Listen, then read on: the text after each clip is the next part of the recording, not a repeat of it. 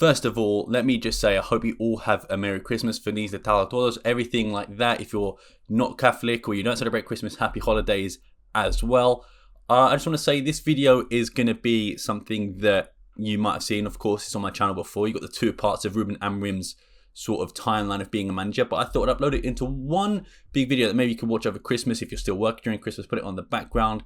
Maybe if you want to even fall asleep to it, make sure you put it on the background as well. But I thought it might be good just to upload both parts together, so you've got one video. And this will probably be my last upload before Christmas, so I just want to say I hope you all have a lovely time as well. I hope you all get everything you want. I hope all family and stuff are healthy.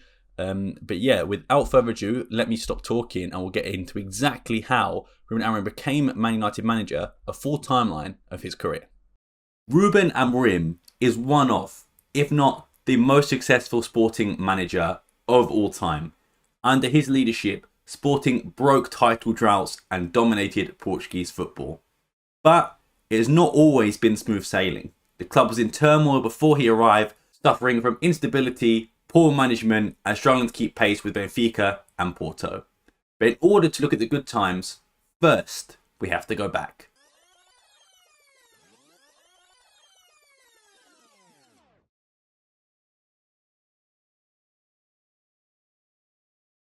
So first we have to go all the way back to the 2014-15 season. The current head coach Marco Silva comes in third in a rebuilding season at Sporting, but wins the Taça de Portugal, which is the Portuguese equivalent to the FA Cup.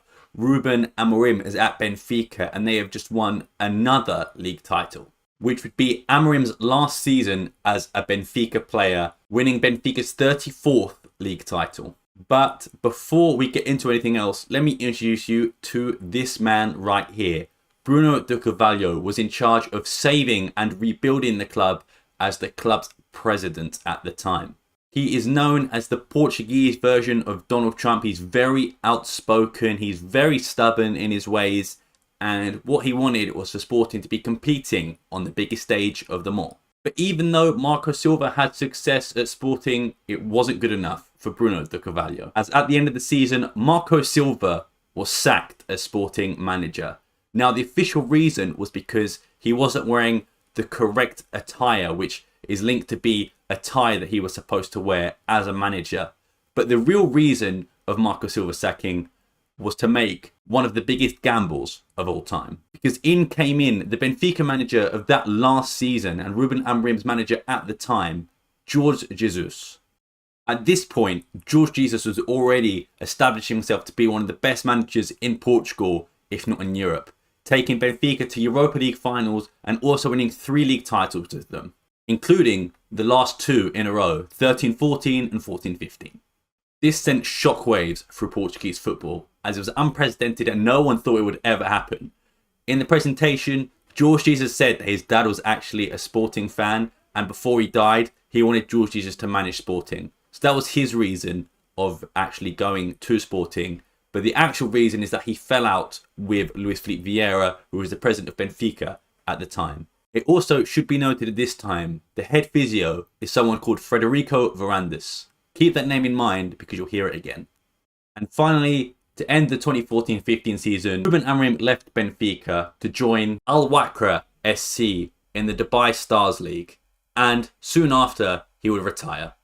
So, to give a quick recap going into the 15-16 season, Benfica lose one of their best managers in a while to their arch rival Sporting. Sporting take a massive gamble paying Jorge Jesus 5 million clean per year to try and get Sporting back to the big time.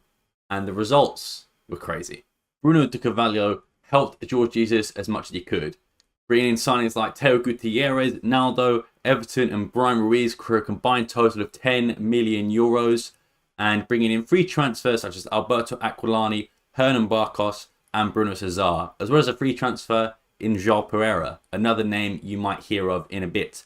But also, 2 names you want to keep note of is Sebastian Coates, who came in on loan in January of that season, and Brian Ruiz, who was bought in from Fulham for £1.3 million.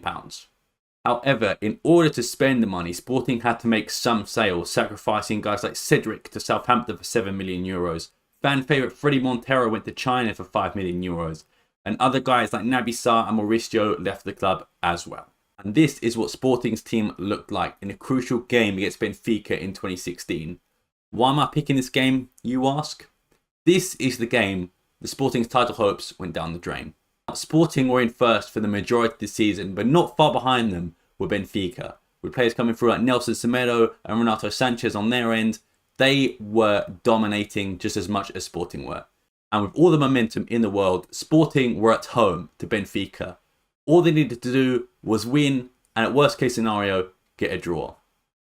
Unfortunately for Sporting, this Brian Ruiz miss put Sporting out of the title race, losing 1-0 to Benfica.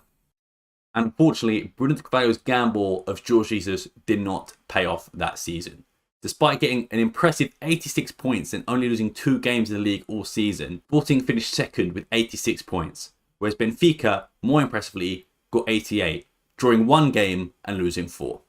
Despite the season not going to plan, Bruno de Carvalho and Jorge Jesus ran it back again.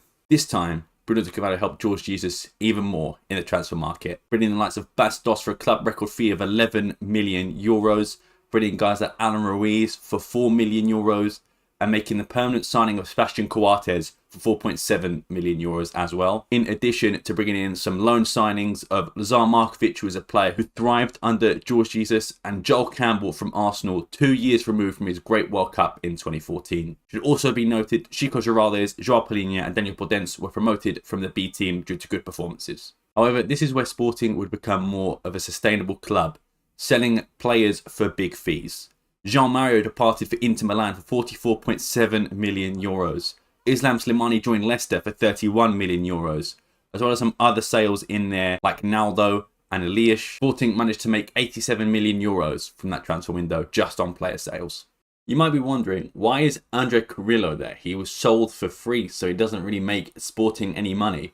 So in the picture you can see he's obviously sold to Benfica, and there's a whole story behind this, but for the long and short of it, Sporting rejected multiple Premier League moves for Andre Carrillo because they didn't just match the fee that Bruno de Carvalho wanted. And Andre Carrillo and his agent weren't very happy about that, so they refused to sign a new contract at Sporting. And in return, Bruno de Carvalho dropped him from the team, didn't even let him train with the B team, had to train on his own for the whole of the 15-16 season. And who knows what would have happened if Andre Carrillo actually played in that 1-0 loss against Benfica. Because actually in the Supertaça, Andre Carrillo was the one who actually scored the first goal, beating Benfica. Who knows how the season would have gone if we had Carrillo playing. But as sort of revenge for what Bruno de Carvalho did to him, Andre Carrillo decided to join Benfica on a free transfer. And this would be the main team that Sporting would use throughout that 16-17 season. And unfortunately, the season was even worse than last year's. They finished 12 points behind Benfica in 3rd place, with Porto finishing in 2nd as well. The quarterfinals of the Taça de Portugal, 3rd round of Taça de Liga, and were in the group stage in the Champions League where they were eliminated. However, it wasn't all doom and gloom in the Champions League. They went to the Bernabeu and nearly beat Real Madrid.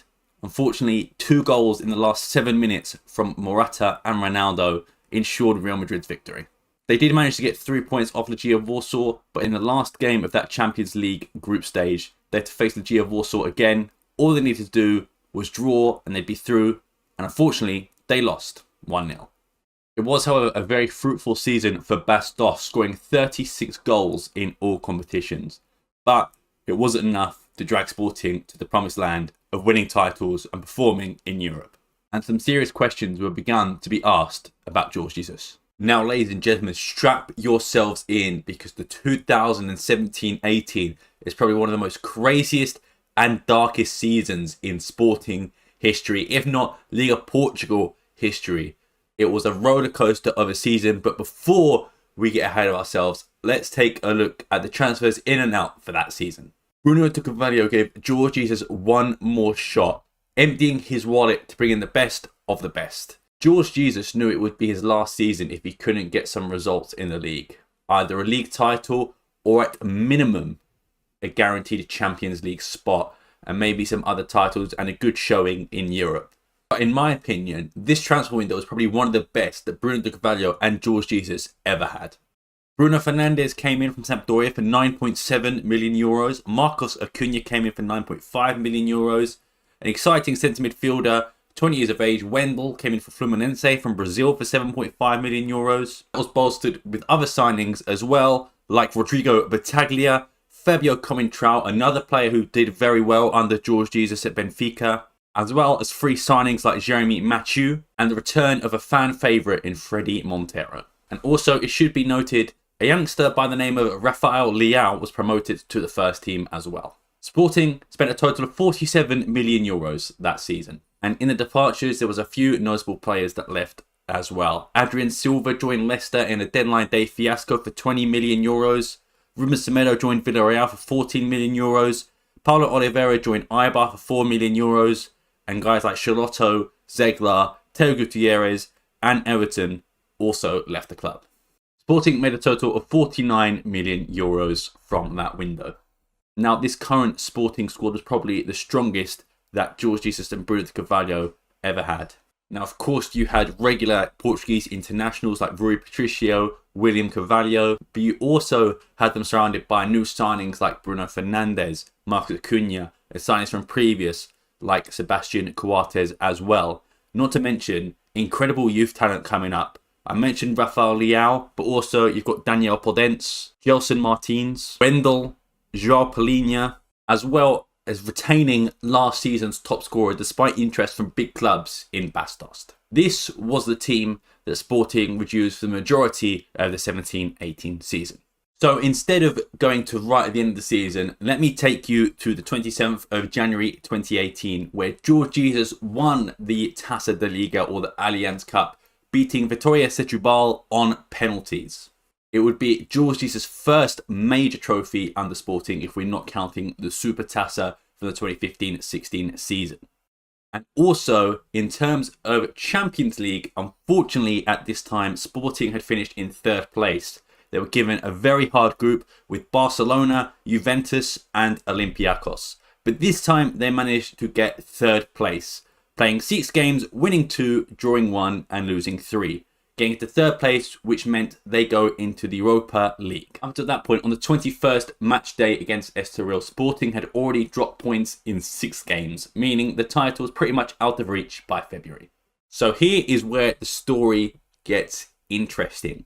Let me take you to the 5th of April 2018. Sporting have beaten Astana and Victoria Pleasant to advance into the quarterfinals of the Europa League against a tough team in Atletico Madrid. And unfortunately, the first leg in the Politano goes 2-0 to Atletico Madrid. And you might think, 2-0 to Atletico Madrid, one of the best teams in Europe, there's no shame losing there. But Bruno de Carvalho didn't see it that way. And the nickname, the Donald Trump of football, really did show at this point.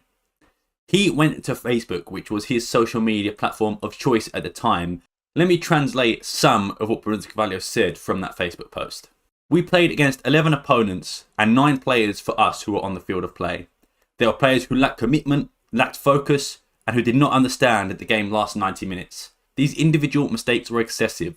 The approach to the game was not serious enough, and what remains is a heavy loss that does not reflect what Sporting should represent. Bruno de Carvalho singled out centre-back Sebastian Coates and Jeremy Mathieu, as well as Portugal internationals Fabio Comintrao and Gelson Martins, as well as star striker Bastos for their lack of commitment. Some say Bruno de Carvalho's biggest undoing at his time in Sporting was the refusal to sort of bite his tongue and just let things happen. The aftermath of Bruno de Carvalho's criticism of the players on Facebook after the 2018 loss for Atletico Madrid was dramatic and had lasting consequences for the club. In response to Carvalho's public rebuke, 19 players from Sporting, including stars like Rui Patricio, William Carvalho and Bruno Fernandes, issued a joint statement on social media. They criticised Bruno de Carvalho for his comments, stating that the public shaming was counterproductive and harmful to the team's unity. They'd emphasised their commitment to the club, but made it clear they did not agree with Bruno de Carvalho's methods. How did Bruno de Carvalho react, you think? He suspended 19 of the players involved, escalating this tension. However, the move faced backlash from fans and the media, with many criticising Bruno de Carvalho of destabilising the club during a critical point in the season. Bruno de Carvalho denied suspending any of the players, and the next week against Paços de Ferreira, the team played full, and they ended up winning the game as well. Winning 2-0 with goals from Bastos and Alan Ruiz. And the players showed that they were still a team and united, as well with coach Jorge Jesus all celebrating together, sending a message to Bruno de Carvalho. So after that, it was all quiet. There was obviously still some tension in the squad, but the players continued winning the next 3 games after that. There was only 2 games left of the league season, and Sporting were currently in second, where they had to go play Benfica at home. Benfica were level on points with Sporting at the time. If Sporting won here, then they would get second place, which in the new format of the Champions League and getting places for it, only first and second got into the Champions League, third got straight Europa League qualifying. So the money pool was between like 40 million euros difference of getting into the Champions League than the Europa League. So Sporting really needed that. But unfortunately, they drew 0-0 to Benfica at home, meaning that Benfica was still level on points with Sporting. But the good thing was that because Benfica drew to them earlier in the season as well, it would be decided by goals against. And because Sporting scored 1 goal against Benfica, that means if it went to a tie, Sporting would qualify for the Champions League in second place. So, what do you think happened on the last game against Maritimo? Last game of the season, away in Madeira. Sporting unfortunately lost 2-1. With 2 bad mistakes from veteran goalkeeper Rui Patricio, it sent Sporting into third place as Benfica won their game as well. And the final table read Porto with champions with 88 points, Benfica in second with 81 points, and Sporting in third with 78 points. This added further tension to the squad, the fans, and the president. In May 2018, a day after that game, tensions boiled over while a group of club supporters spoke to players like Marcos Acuna and Jorge Jesus in the airport, criticising them for lack of commitment to the club and the badge. They had to be separated by security, but, at that time, everyone thought, just a one-off. However, 2 days later, tensions boiled over when a group of masked supporters stormed the club's training ground in Alcochete. The attackers physically assaulted players and staff, leading to widespread condemnation. Bastos was hit in the head with a belt multiple times, whereas others were battered and bruised as well.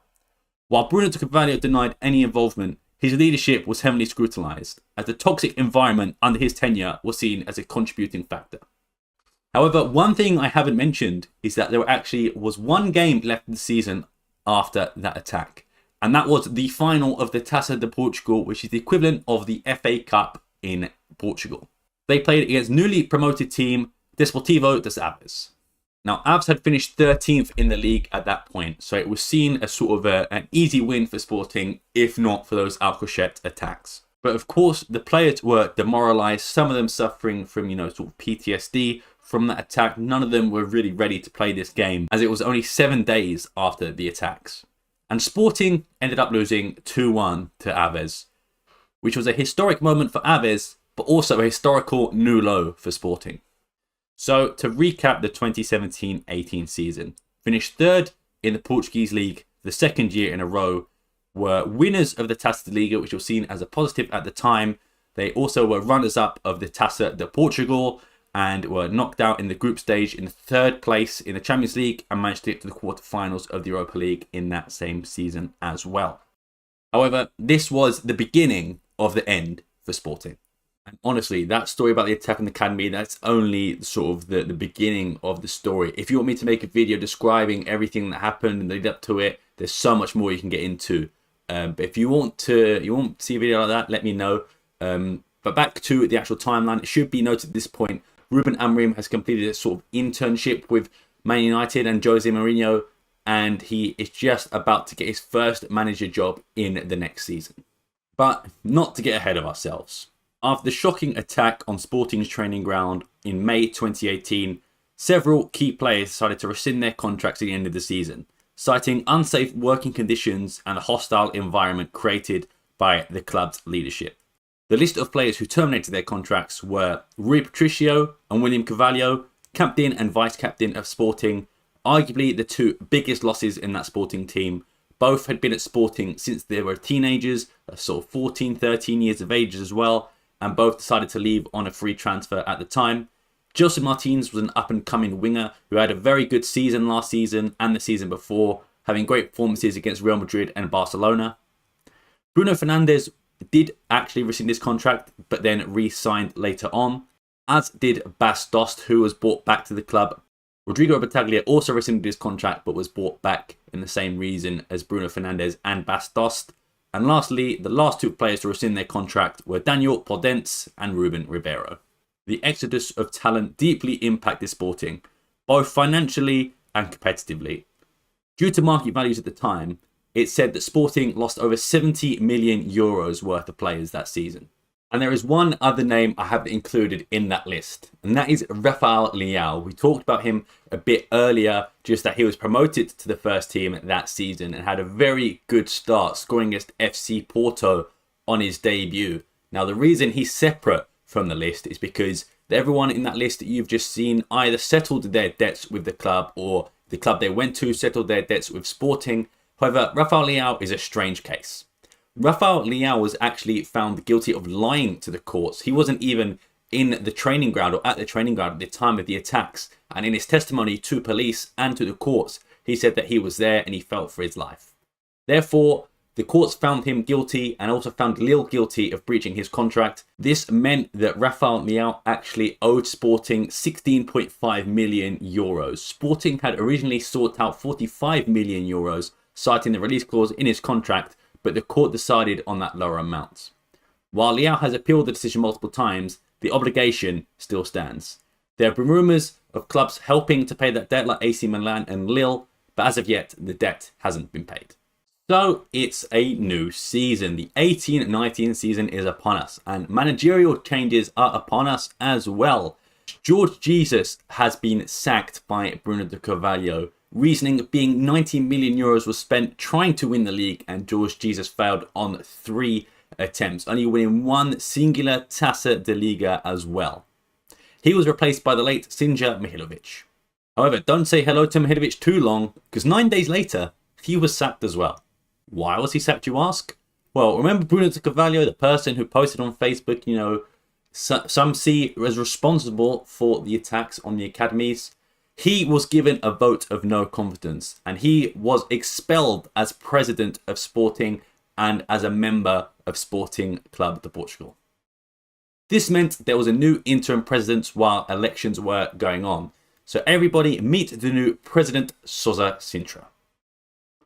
And Sousa Sintra actually is the one who sacked Sinja Mihajlovic and brought in his own manager, José Peseiro.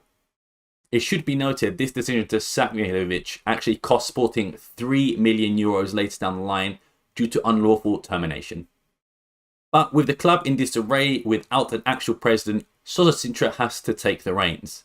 And his first 2 signs of actions were big ones. Re-signing Bruno Fernandes and Rodrigo Battaglia to the same contracts, and offering Bastos an eye-watering 100,000 euros per week to re-sign with the club. And interim president Sousa Sintra was not afraid to splash the cash. Rafinha was brought in a previous signing by Bruno de Carvalho last January, but only made the move official in the summer. He was brought in for Victoria Guimarães for 6.5 million. Other players like Abdullah Diaby came in for 4.5 million. Bruno Gaspar, Idrissa Doumbia, Christian Borja all came in the club as well. Emmanuel Viviano was someone brought in by Bruno de Carvalho, but never actually played a single game for the club, as the new administration didn't feel confident behind the goalkeeper, and he was released a few seasons later without even playing a game. Renan Ribeiro was also brought in, a goalkeeper, which Sousa Sintra actually said he has the work ethic of Cristiano Ronaldo, which, doesn't really make much sense as a goalkeeper, but you know what, Sousa Sintra, you do you. And finally, in the incomings, the main one was the return of a club hero. In a time of turmoil, Luis Nani came back to the club he loved and tried to save them. A mixture of youth talent was promoted as well to the first team. Jovan Cabral made his debut that same season, as did Miguel Luis. On the way out, though, we mentioned the players that had left before, but with the fees finally settled, we can include them in the full list as well. But I won't make them the marquee signings in the graphic, as you'll see, because we've already been through them. But Cristiano Piccini left the club for 8 million euros. Demiral, who was an up-and-coming centre-back, left for Alanyaspor for 3.5 million euros. Mateus Pereira went on loan, even though we could have done with someone of his talent at the time. And fan favourites like Bruno Cesar, Freddy Montero and Brian Ruiz were let go on free transfers. The worst loan in history.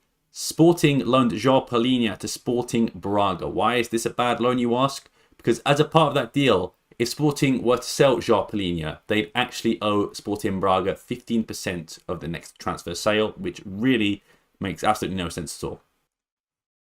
Once all the fees were paid for the players who left the club and rescinded their contracts, Sporting made a total of 101 million from that transfer sales. But you think if they had the upper hand in negotiations and the leverage, you think that could have possibly doubled with some player sales, including youngsters like Gelson Martins and Rafael Leão. Just after the season started in September, do you remember Federico Varandas, the club doctor and main physio of the club? He became Sporting president after elections, winning the elections despite some heavy competition. So, in the last sort of month or so, Sporting have had 2 new managers and 2 new presidents as well. And Federico Varandas' job is to keep the club afloat. Now, back to Ruben Amorim. Amorim started his first ever managerial job this season as well. He started working as a manager in 1890 season with 3rd division team Casa Pia. He actually lost his first 2 games in charge, and with doubt setting in, he announced if he lost the 3rd game, he would quit. In the next match, he changed the system to a 3-back. With the new system working, Casa Pia went on an amazing unbeaten run. He also felt he had found the formation that allowed him to produce the football he wanted. However, in January 2019, the team were deducted 6 points and he was suspended from all footballing activities for 1 year after giving instructions during a football match without having the required authorization and coaching level to do so. Even though the bans were lifted after, he still presented his resignation to Casa Pia in the aftermath. And speaking of Ruben Amorim, his future director of football, Hugo Viana, was appointed sporting director at Sporting just a few days after Varandas took the presidency. And to say Hugo Viana didn't present himself the best way to Sporting fans right off the bat. He released club legend and icon Nani to join Orlando due to the fact that he was a high earner at the time and at the age of 32 had no resale value. They also felt freeing up the wage could help them more in the summer and January to rebuild. If that wasn't bad enough, his next order of business might have been even worse. Thiago Ilori was bought in from Reading for 2.4 million euros. Why is this such a bad transfer, you ask? Well, one, he was made one of the highest paid players at Sporting at the time, but he was also not liked by Sporting fans anyway. Ilori was a product of Sporting's youth academy, but his departure in Liverpool to 2013 was quite controversial. Thiago Ilori left under President Bruno de Carvalho in 2013, and he sort of forced a move away from Sporting. He was unwilling to renew his contract under terms that Sporting and Bruno de Carvalho considered reasonable.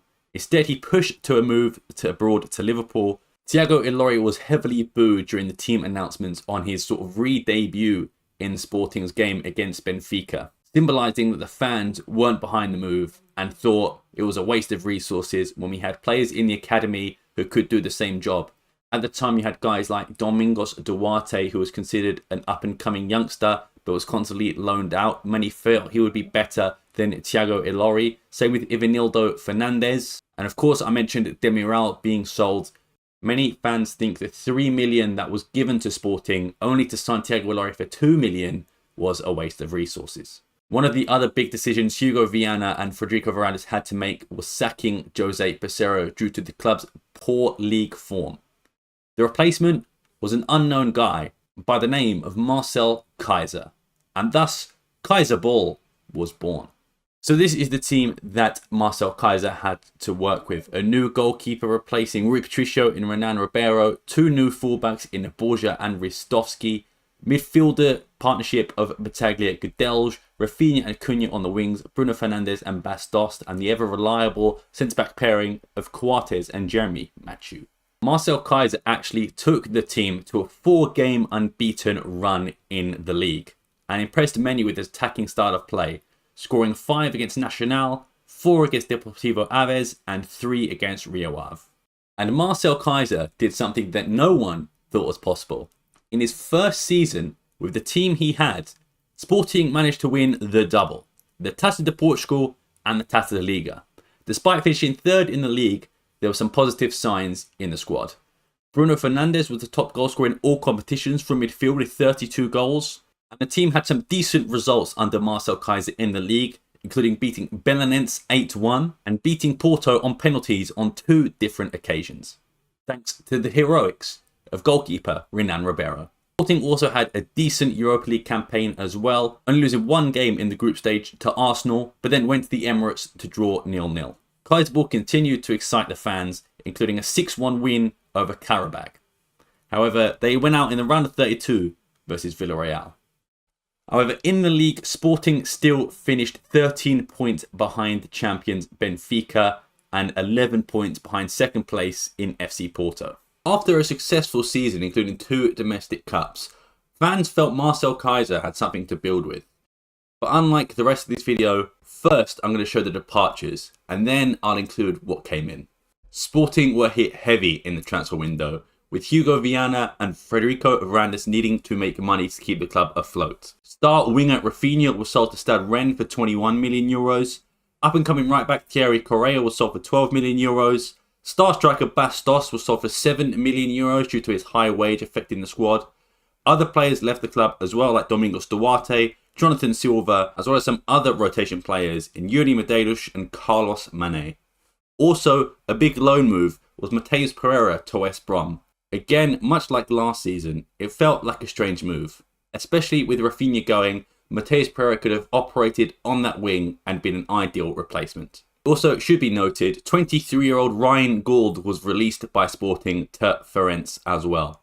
And the players who came in the year before, Diaby and Gaspar, were loaned out to Besiktas and Olympiacos respectively. So why did you do the departures first? Well, let me tell you what they replaced them with. First of all, Luciano Vieto came in from Atletico Madrid as part of the Gelson Martins compensation, but the fee actually reads as 11 million euros. Valentin Rostier was an up-and-coming right-back just coming off an ACL tear, was signed from Ligue 1 for 5 million. Rafael Camacho, despite having less than 10 games professional experience, was signed from Liverpool under-21s team for 5 million. Eduardo Henrique was brought from the Brazilian League after spending last season on loan at Belenenses for 3 million euros. And probably the worst 3 signings of them all, Jesse Rodriguez was brought in on loan from Paris Saint-Germain to play at striker with a loan fee of 2 million euros to replace Bas Dost and eventually Luis Felipe, who tore his ACL later that season. Another loan player brought in was Yannick Balassi, someone also coming from an ACL tear and a poor move to Everton. And lastly, Fernando came in from Shakhtar Donetsk, who was a up-and-coming winger but didn't even play a single game for the club. Honestly, the best signing here is Luis Neto on a free transfer. Someone with experience and a centre-back that Sporting needed because Thiago Elordi wasn't up to scratch. Be noted, Pedro Mendes was promoted from the under-23s as well, as was Gonzalo Plata, an up-and-coming Ecuadorian winger who was brought in from Independiente for 4 million euros that last season. So this is the team that Marcel Kaiser would have had going into the season. And you might think, why do you say would have had? Well, because one day after the transfer window ended, Federico Varandas and Hugo Viana decided to sack Marcel Kaiser. This was a strange decision at the time. Like I mentioned, 2 domestic cups last year, and it seemed like he was building a good foundation. However, a 5-0 loss to Benfica in the Supertaça really did not help Marcel Kaiser. Nor did the 1-1 draw to Marítimo on the first game of the season and a 3-2 loss to Rio Ave the day before deadline day. Marcel Kaiser was replaced by former Wolverhampton centre-back and previous manager of Belenenses Sad Silas. And it was his job to try and steer the team forward. Silas has actually done pretty well at former club Belenenses. In December 2018, he was named Manager of the Month and achieved positions of 12th and 9th in his first 2 seasons with Belenenses. However, when Belenenses became Belenenses Sad, he was sacked on the 4th of September when the team hadn't scored in the first 4 games of their campaign. So, from being sacked from Belenenses Sad to falling upwards to being the new Sporting manager. And to say Silas didn't have a great vote of confidence from President Federico Varandas is an understatement. In his presentation, Varandas actually said that he was his 3rd choice manager and said that he tried to hire Jose Mourinho, but he, quote, didn't want to go to a club full of crazy people. His 2nd choice was Leonardo Jardim, who also rejected the move. At the exact same time Silas was appointed, Ruben Amorim was appointed Braga's B-team coach. They were in the 3rd tier of Portuguese football at the time and won 7 of his first 8 games. But now back to Silas for a second. He was not helped at all by the sale of Bruno Fernandes to Manchester United for 65 million euros. Sporting's best player gone in January. And even with the highly rated striker Andres Sporra coming in, it still wasn't enough for Silas. However, unfortunately, Silas had an uphill battle. And from November, in the next 13 games, Sporting lost 6 of them, including a 1-0 loss to Tondela, a 3-1 loss to Gil Vicente, a 2-1 loss to Porto, a 2-0 loss to Benfica, and a 1-0 loss to Braga, ending it off with a 3-1 loss to Famalicão, as well as the draw with Rio Ave in there as well. However, at this point, it wasn't just Sporting who was struggling. Sporting Braga head coach Sapinto was sacked and was replaced by, you guessed it, Ruben Amorim from the B team. In his first game in charge on the 4th of January, he led them to a 7-1 away demolition against Belenenses. And 3 weeks later, won the first trophy of his career, winning the Taça da Liga against Porto with a last-minute goal from Ricardo Horta, which would be Braga's first trophy in 4 years. Amorim kept breaking records at Braga. Amorim recorded Braga's first win away to Benfica in 65 years, with JoãoPereira scoring the game's only goal. Up to that point, he only lost 1 point in the league, after Braga drew 2-2 at home to Gil Vicente. During his time with Braga, he picked up 10 wins in 13 games, with Braga being placed in 3rd at that time. He only lost 2 games for the club in the round of 16 in the 2019-20 UEFA Europa League against Rangers. 3-2 away in the first leg on the 20th of February and 1-0 in the return leg at home. Speaking of Europa League, Sporting in Europa League actually had a decent first game in the round of 32, beating Istanbul Başakşehir 3-1. But of course, it wasn't all going to plan. In the second leg, Sporting choked it and ended up losing 4-1 in the 190th minute of extra time.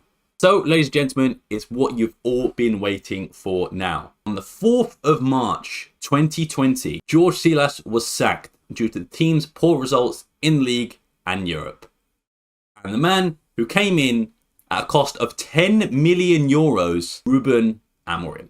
Despite only having 2 months of top flight experience, Sporting paid 10 million euros for his services, the 3rd highest transfer fee for a manager in history at that time. It was one last roll of the dice from Federico Varandas and Hugo Viana. If this didn't go well, both of them would be out of jobs. Especially Federico Varandas, over the last 2 years, has appointed 3 different managers and also called Sporting fans idiots in that same season. But this is where the rebuild happens. However, the appointment of Ruben Amorim, as to be expected, was not taken well by most Sporting fans. Not only was he an unexperienced coach, he was a former captain of their arch-rivals Benfica. But famously, at the press conference, Ruben Amorim said the following: "All I hear is people asking, what if it goes wrong? But I ask, what if it goes well?" And that philosophy was maintained throughout his time at Sporting. For his first game for Sporting against Aves, Sporting went to a 3 at the back, something unprecedented for Sporting, as the last 4 or 5 managers had 4 backs. Thiago Ilori, Sebastian Coates and Jeremy Mathieu started as a 3-back that game, with Ristovski and Acuna playing as the wing-backs. A good midfield pairing of Battaglia and Wendell, Gonzalo Plata and Vieto on the wings, and finally goalscorer Andres Sporra up top. Sporting won 2-0 in his first game. However, something drastic was about to happen that was out of anyone's control. The COVID-19 pandemic hit. Football was suspended for 4 months. In the midst of all the chaos, Ruben Amorim had some time to implement some new strategies into the team. And this started instantly in a 2-2 draw versus Vitória Guimarães. Sporting again were a 3-back, but with a noticeable change. Youngsters were being promoted from the B team to play. And I guess you could say, because the season was already done, Sporting were out of the league by that point in general, already in 4th, that Amorim could have experimented and it would have been fine. But the results actually paid off. Eduardo Quaresma was promoted to starting centre-back over Thiago Ilori, joining the 3-back of Jeremy Mathieu and Sebastian Coates. Mateus Nunes was put in the pivot next to Rodrigo Battaglia. And even though Sporting drew that match 2-2, thanks to a Marcus Edwards equaliser, there were still some signs of hope with the young talent. The full list of people that Ruben Amorim promoted from the B team to play in that last half of the season for the main team goes as followed: Eduardo Quaresma, 18 years of age; Nuno Mendes, 18 years of age; Mateus Nunes; Joelson Fernandes; and Thiago Tomas. And at this point, he already cancelled the loans of Jesse Rodriguez, Yannick Balassi and Fernando, as he didn't see them as a part of his philosophy. Although there were some foundation pieces to work with, Sporting still finished 4th in the league. Only made the 3rd round of the Taça de Portugal, made the semi-finals of the Taça de Liga, and round 32 of the Europa League, as well as earlier losing the Super Cup 5-0 to Benfica. And what is crazy as well, the top scorer, despite leaving at the end of January, was Bruno Fernandes, with only 15 goals. After the COVID season, 2021 is now upon us. And still, there are no fans in stadiums. And Ruben Amorim is still an unproven manager at this point. But with some youth at his disposal, he goes into the transfer market. Bringing in guys like Pedro Gonçalves from Famalicão, who at the time cost 8.5 million euros. Fadal came in with some vital experience at the centre-back position, especially in a back three after Jeremy Matthew's retirement the season before. Nuno Santos was brought in to play on the wings. Pedro Porro was brought in on loan from Manchester City. Antonio Adan was brought in to be the #1 goalkeeper. And veteran presence came in with JoãoPereira and Antunes, former Portuguese internationals. JoãoPereira coming back for a 3rd time. Some more youth players were promoted from Sporting B. Gonzalo Inacio, a 19-year-old centre-back, was promoted, as was guys like Thomas Silva, Dario Asugo, Daniel Bragança, joining players from last season like Nuno Mendes, Thiago Tomás and Eduardo Quaresma. But someone who isn't a signing but returned to the club was João Pereira.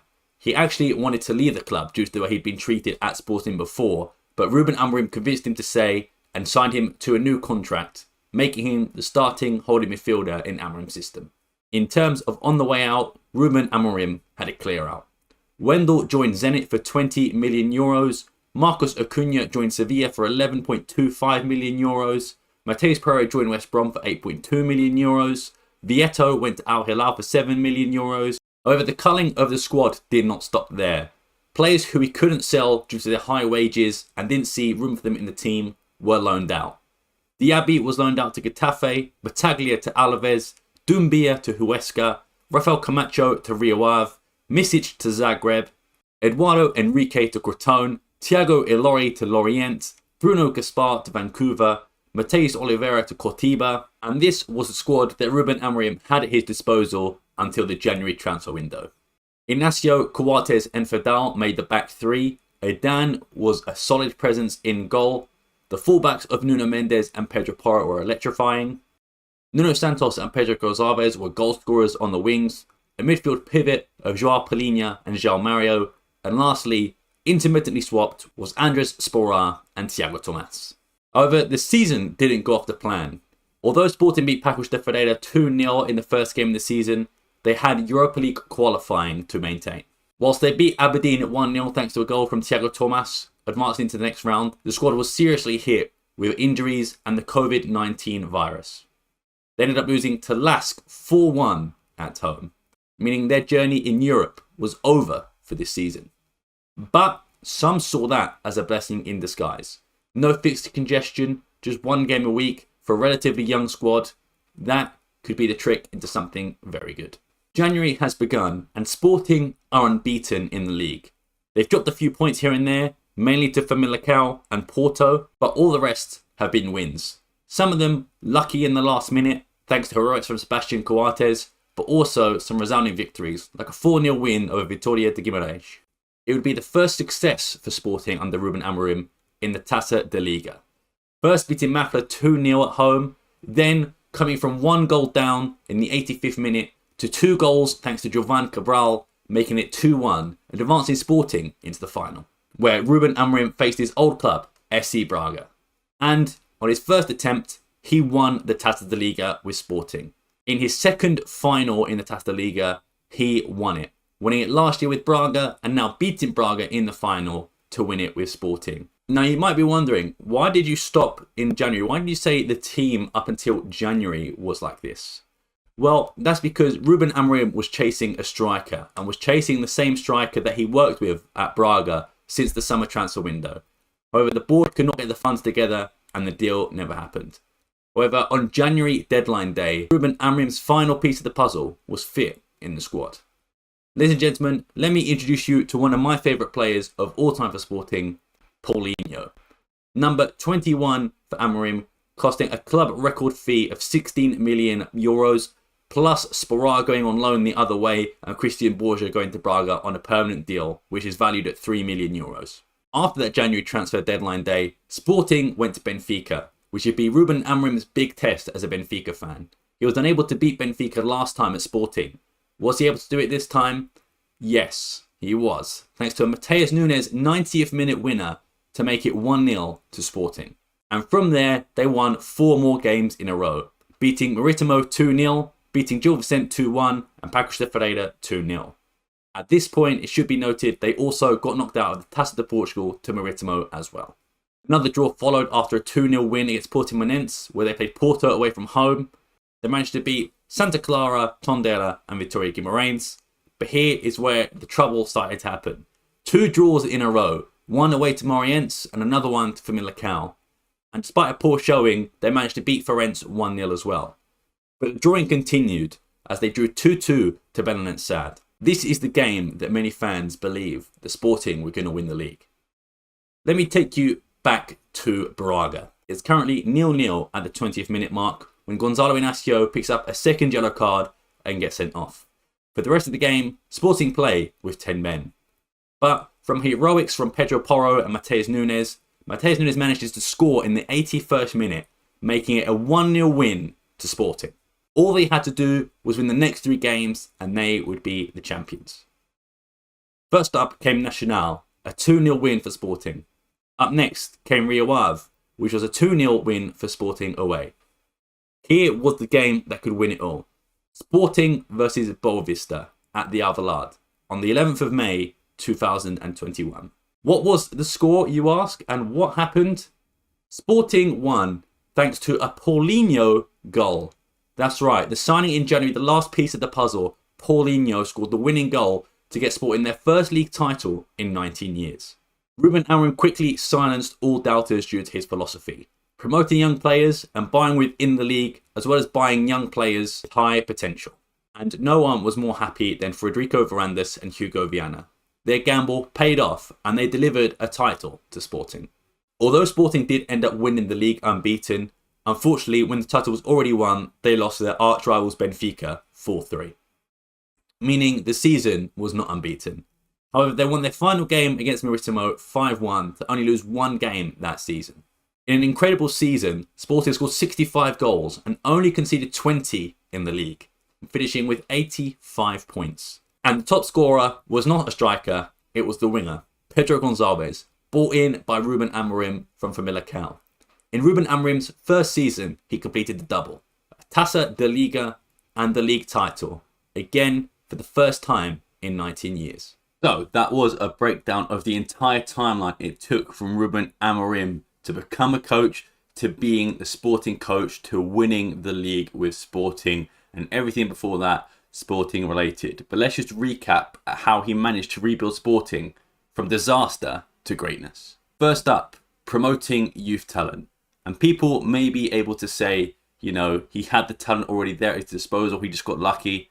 But under 2 different coaches in Kaiser and Silas, they had that at their disposal too, and decided never to use it. Danny Bragança was 21 years of age during the Kaiser season. Nuno Mendes, Inacio and Quaresma were still 17 years of age, but probably still could have made a difference considering what we had at the time. And he has continued to promote many youngsters throughout his time at Sporting, including the likes of Giovanni Kenda, Jenny Catamo, Yusuf Chimiti, Mateus Fernandes, as well as guys like Afonso Moreira, Rodrigo Ribeiro and Rafael Nel, just to name a few. Promoting players from the B team brought back an identity for Sporting.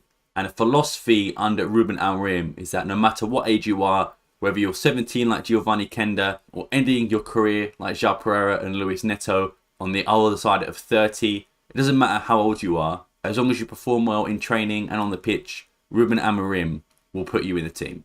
And bringing back the identity of promoting players to the first team brings back a culture that is ingrained at Sporting in previous years. You look at guys like Ronaldo, Figo, Nani, João Moutinho, just to name a few examples, players that came through Sporting's youth academy. And making that the vocal point of a rebuild was very smart and paid off for Ruben Amorim. Number 2, his transfer policy. You can either look at it as buy low, sell high, or just making smart deals at the time. Out of the top 10 most expensive departures, Amorim has been responsible for 5 of them. Manuel Ugarte to PSG for 60 million, Matheus Nunes to Wolverhampton for 47.4 million, Pedro Porro to Tottenham for 40 million, Nuno Mendes to PSG for 38 million, and João Palhinha to Fulham for 24.9 million euros as well. As well as other players who have been bought in and sold for profit. For example, like Tau, who was sold to Leicester for 16 million euros. A lot of his transfer philosophy was also buying players within the league. We mentioned Pedro Gonçalves and Nuno Santos, but even more recently, you've got guys like Marcus Edwards who have come in. Hidemasa Morita came in from Santa Clara, Ricardo Esgaio from Braga, Mateus Reis from Rio Ave, and even guys like Artur Gomes, Rochinha and Bruno Tabata. Although the last 3 didn't have much of an impact on Sporting, they still were able to contribute when needed. In terms of just buying players and their market value doubling, according to Transfer Market, Victor Gyökeres is worth 70 million euros. He was bought by Sporting for 22 million euros. You could look at other examples like Francisco Trincao, who according to Transfer Market is worth 23 million euros despite only buying them for 10. Morten Hjulmand was bought for 20 million euros and now worth double that at 40 million euros. And guys like Zeno de Bast, Ousmane Diamonde and Conrad Harder, all under the age of 21, to grow and hopefully sell for big profit in the future. It's transfer dealings like these that have made Sporting such a sustainable club and should be for many years to come. Lastly, and number 3 was just Amorim being Amorim. I mentioned the first press conference he said, what if it goes well? And that's exactly how he presented himself at Sporting. He had a one for all for one policy as well, which basically meant you all were there for each other. And it shows when you watch Sporting play. They play as a team, as an organised unit, not a bunch of individuals. And that is something that Amorim instilled in those Sporting players, especially from a young age. You look at guys who he promoted into the first team who are currently still there. Gonzalo Inacio, Eduardo Quaresma, Daniel Bragança. All 3 of those guys have become leaders in their own right at Sporting. And the good thing about Amorim's philosophy is that anyone in that Sporting squad can be a captain. Because they're not a squad full of individuals. They're a squad full of leaders. In our last timeline video, we took a look at how Ruben Amorim saved Sporting, a club that was almost bankrupt. Players had left for free. The fans were turning on the players, and he managed to turn that into a title win for the first time in 19 years. We covered everything from Marco Silva's sacking in 2014 all the way to the Alcochete attacks in 2018 and finally to Ruben Amorim's title win in 2021. In this second part of the timeline, we're going to be taking a look at seasons 21 to 22, 22-23 and 23-24. We're going to see how Ruben Amorim transformed Sporting, in most people's eyes, from a fluke title into a powerhouse that competed on the biggest stage against big European opposition. If you do like these type of videos, please let me know. And if you want to see a different timeline, maybe like a Jose Mourinho to Porto and how he won the Champions League, something like that. Or Benfica's dominance in like the 2015, how like the opposite of how Sporting was in that time. Let me know. I enjoy making these timeline videos. It's also good for me to learn some stuff that I didn't even know about. One, my own club, but also the League of Portugal. As well for Man United fans who are watching this, getting excited, hopefully, give you a bit more of an insight of to how Amorim managed to, in this part of the video, and this part of the timeline anyway, to deal with conflicts when he had his first big conflict, media pressure, player pressure, everything in between. We will take a look at that. So if you do like this style of content, please subscribe, like and comment below. Without any further ado, let's get into where we left off. So, where did we leave off? Ruben Amorim promoted so many youngsters to the first team, including Gonzalo Inacio, Nuno Mendes, Thiago Tomas, and Eduardo Quaresma, just to name a few, and he managed to win the first title in Sporting for 19 years. Now, the new season has started, and questions are being asked already about Amorim and Sporting. Was it a fluke title win? Can Ruben Amorim do it with fans in the stadium? Will players be able to respond to the fans? The last time the fans of Sporting players got in a bit of a tussle, of course, Alcochete attacks.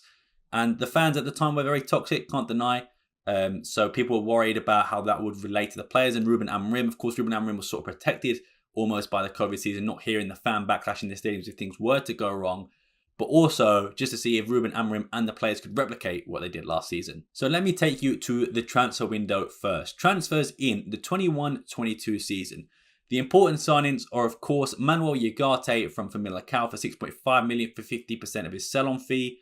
Marcus Edwards from Vitória de Guimarães, who was 7.57 million, with 50% being owed to Tottenham. Basically, it was supposed to be owed to Tottenham already, but Tottenham, Sporting and Vitória agreed to carry that on to Sporting's deal. So now if Sporting sell Edwards, they'll be getting 50% of that. Well, in this part of the video anyway. And Islam Slimani came in January with Marcus Edwards as a free transfer. And you want to keep a note on that one for later. Another one you want to keep a note on for later is Ruben Vinagre, a left back on loan with an option to buy from Wolverhampton after a fantastic season at Famalicão. But again, like I said, if you guess why I'm telling you to keep an eye on him and to remember the name, it's probably not going to go well. If you already know the story, you know exactly what I'm talking about. But in terms of going well, Pablo Sarabia, I wish I put him on like the important signings list, but because those three, one of them is instrumental to the first season, he wasn't included in important signings because technically he was only a loan, so that's why I've put him there. Mateus Reis transfer was made permanent as well. Ricardo Ezegallo was someone who Amorim worked with at Braga and was a former Sporting Youth Academy product as well, was brought back to the club. And you've got guys like Gonzalo Esteves, João Virginia, who came in. Jenny Jalgula and Flavio Nuzinho were promoted from the B team as well. Sporting spent a total of 33.25 million euros that summer and January combined. Now let's talk about the departures then.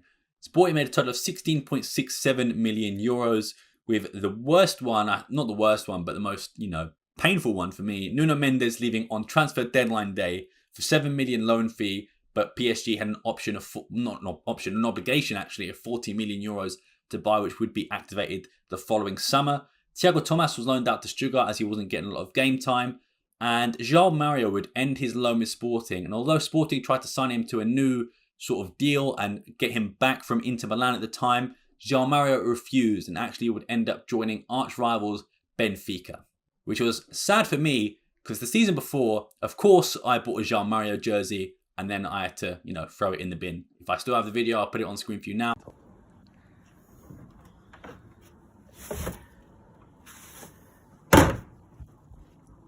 But yeah, it was a tough time for Sam. Other sales included Luis Maximiano, who was the backup goalkeeper to Redan for 5 million euros. Misic, who was brought in by Bruno de Carvalho's era for 2 million euros he was sold for. Eduardo Enrique was loaned out, as was Valentin Rossier, Jovan Cabral, Thiago Ilori, Rafael Camacho. Eduardo Quaresma from last season was loaned out, to get some more maturity from Ruben Amorim'S own words. Luis Felipe was also loaned out as well. And Tunes, the GOAT, the left back, someone Amorim brought in for experience, was let go on a free transfer, and he signed for his boyhood club Paços de Ferreira.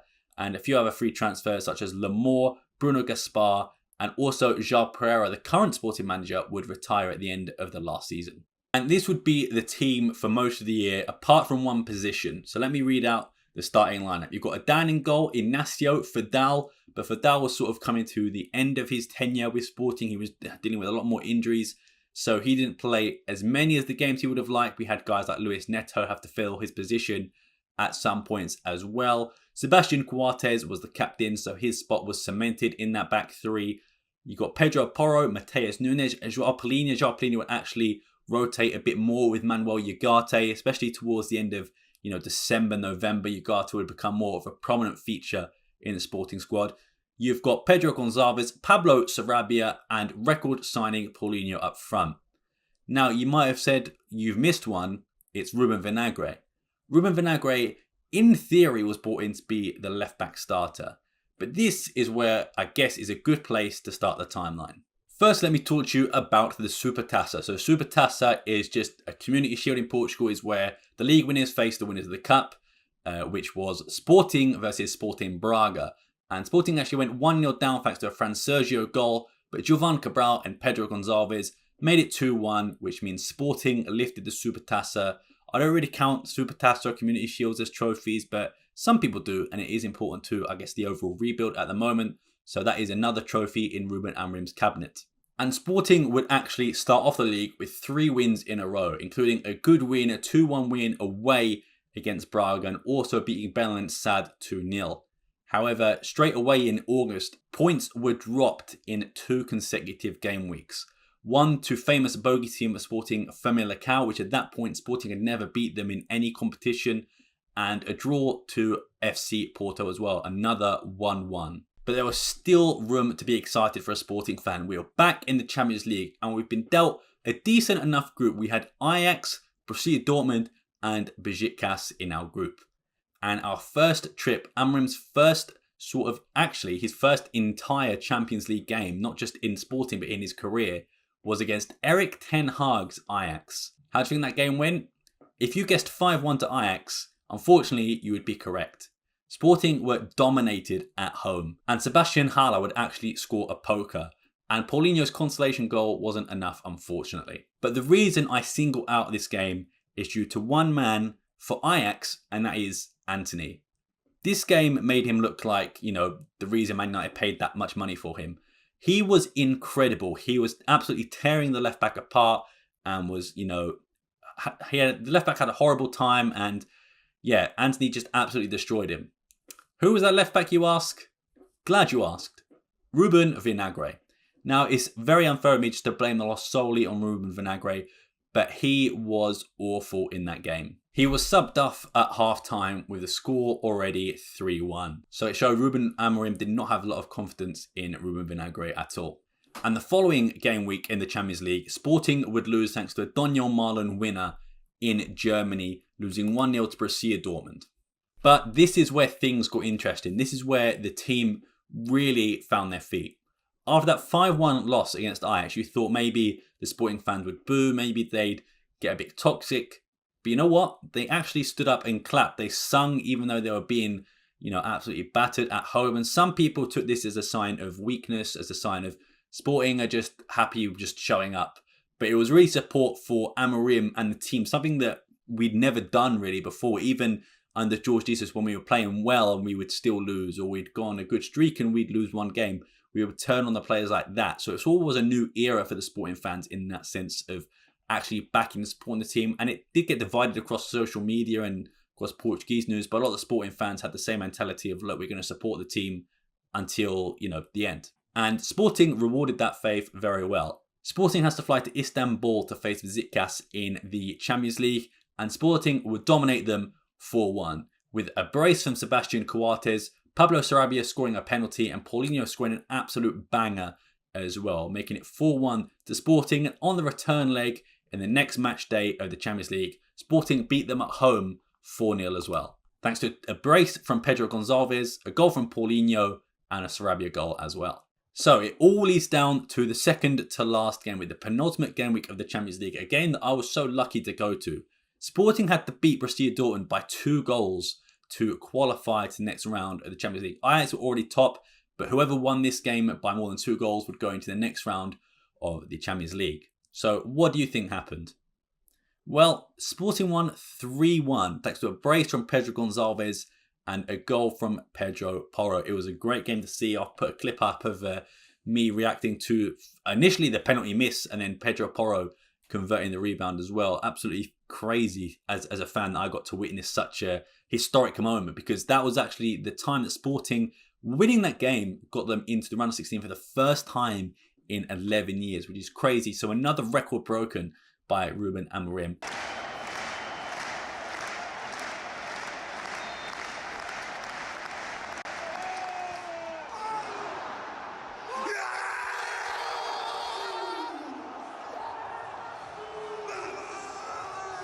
And you know what? We lost the next game against Ajax 4-2, which was in the league phase, but both teams had nothing to play for. So at the end of the day, it doesn't really matter, but Erik ten Hag got another one over Ruben Amorim. Funny how life works out. And by this point in the league, Sporting were still unbeaten. The last time they dropped points was on the 11th of September 2021. From then on, they beat teams like Benfica, Vitória Guimarães, Tondela, Boavista, Gil Vicente and Portimonense. And then January rolled around. Sporting's first game in January in the league was against Santa Clara in Ponta Delgada, so it really should have been an easy victory. Unfortunately, Sporting would lose 3-2 to the club from the Azores, and whilst they beat Vizela in the next game 2-0, the next game after that was against SC Braga, Ruben Amorim's former club, and Sporting lost thanks to a 90th minute winner from Gorby, 97th minute winner, to make Braga win 2-1 at the Alvalade. And looking at it at face value, you might say, well, they only lost 2 games for the season. They dropped a few points, fair enough, to Maritimo and Porto early on in the season, but they've only lost twice. They can't be too bad, right? But if you look at Porto's form, Come February, they had still not lost a game in the league. They beat Benfica as well, they beat Braga, they beat Vitória Guimarães, they beat Boavista, Tondela, they beat pretty much everyone. And the only time they dropped points up to that point was against Marítimo, Sporting, and Sporting again. And then eventually dropping another point to Gil Vicente as they drew as well. Their first loss, Porto's first loss, came on the 25th of April 2022. But fear not, it's not all doom and gloom, because although Porto are doing very well, Benfica are struggling. They spent €100 million in the transfer market and are currently in third place. But they did have a final against Sporting in the Taça da Liga or Allianz Cup. But luckily for Sporting and Ruben Amorim, Sporting were the victors. Despite being 1-0 down thanks to an Everton goal, Gonzalo Inacio and star hero Pablo Sarabia would score, making it 2-1 to Sporting. What is even funnier, you may ask?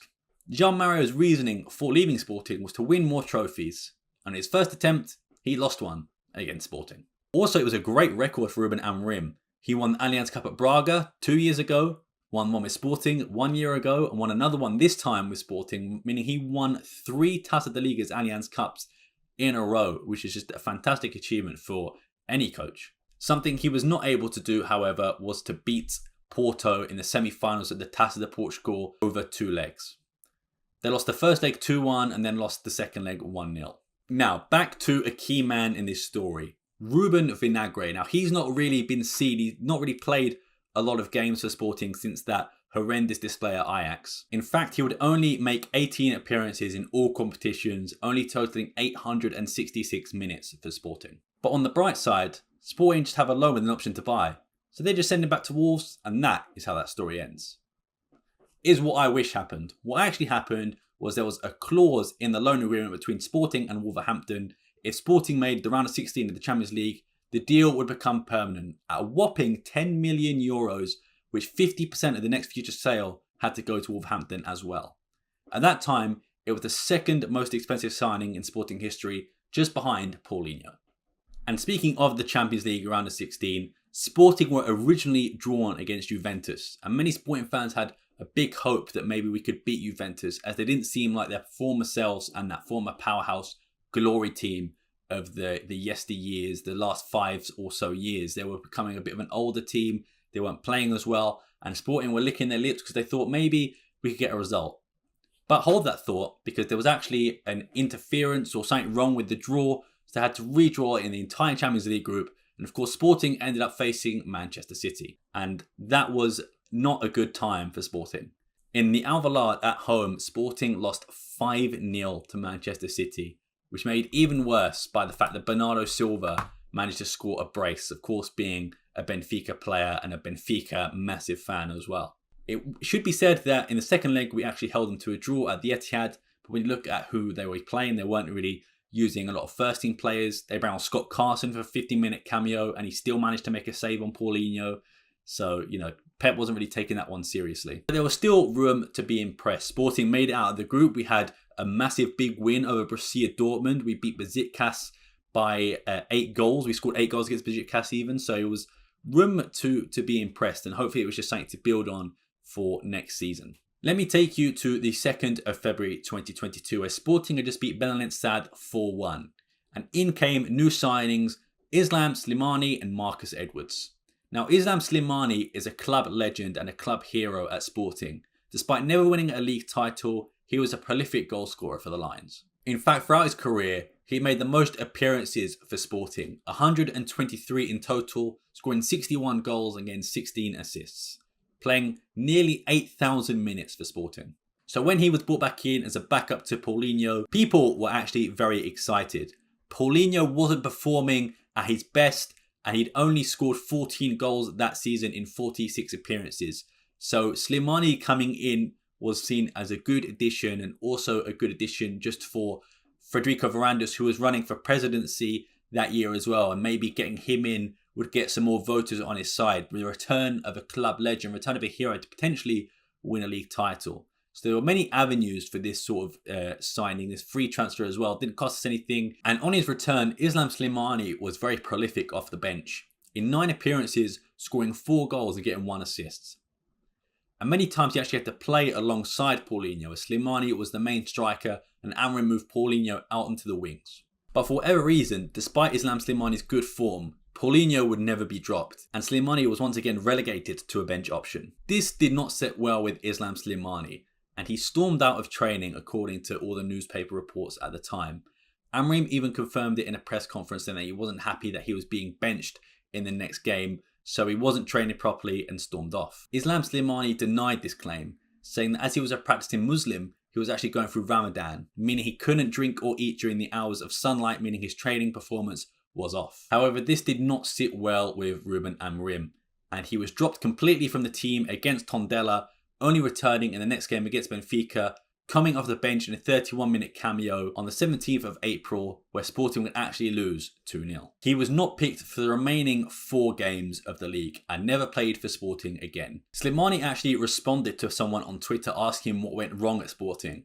He responded with the following: "It happened to be that Ruben Amorim didn't like that I was performing well and being forced to take away his player," that being Paulinho. "So he found excuses, but all the truths will appear soon." That was tweeted on the 26th of August 2022. And 3 years later, no one still really knows what happened. You've got Slimani's versions of events, you've got Amorim's version of events, and also what the tabloids think. But no one will really ever know unless one of these guys comes out and says it again. Islam Slimani is currently playing in his home country in Algeria, because Ruben Amorim has moved to Manchester United. So maybe we'll never find out what happens. Maybe when Islam Slimani retires, maybe he might come across and do an interview or something. But from what we know, they just had a falling out. And this was Ruben Amorim's sort of first big falling out as well. He had a few with Mathieu. Mathieu didn't want to wear something that he was supposed to be training with, supposed to like track your heart rate and monitor stuff. He fell out with Ruben Amorim for a bit, but they got sort of reconciled and got back together in the team. And Ristovski was someone that Amorim just dropped completely, and he was let go. But someone who wasn't of importance to the squad. No disrespect to Stefan Ristovski. I loved you as a player, but not as someone on the level as like a Slimani, a club legend. He was brought in by Varandas as his big promise that, you know, he's going to be Paulinho's backup. He's going to be a striker. He's a club legend. He's being brought in. So Varandas looks a bit better too. Bring in someone who really should have come home a bit earlier with the bad spell at Leicester and Newcastle and Lyon. I think he did well. Maybe at Monaco, maybe another club. But there were so many clubs that he could have just said no to and come back. And there was always that rumour about Slimani. So when it did happen, it just didn't work out, which was unfortunate for all parties, because I think if it did work out, I don't think Sporting still win the league this season, but you never know. Slimani could score a few more goals, or he'd still be a part of the team, who knows. But unfortunately, Sporting would not win the league title. They would not go back to back. But I will say they did manage to get the exact same number of points as the season before, 85 points. But Porto, it must be said, were phenomenal under Sergio Conceição, getting 91 points that season. Something that's never been replicated. They were just phenomenal. Only losing 1 game all season to Sporting Braga. And that was only on the 22nd of April. So really they could have had 94 points if they don't drop that game. But it is what it is. Porto were by far the better team. They still could not beat Sporting, however. I guess that's a sort of silver lining there. And Sporting did end up with the trophy anyway. So to recap the 22-21 season. Sporting finished second in the league. They finished the semi-finals of the Taça de Portugal, the winners of the Allianz Cup, the winners of the Supertaça, round of 16 of the Champions League, and the top goal scorer in all competitions was actually the loan move of Pablo Sarabia, scoring 21 goals in all competitions. And although it wasn't a season of another title, Sporting was still building on foundations. They still had 85 points, like I mentioned, the same point tally as last year. You had good promising young players still progressing, like Gonzalo Inacio, guys like Mateus Nunes.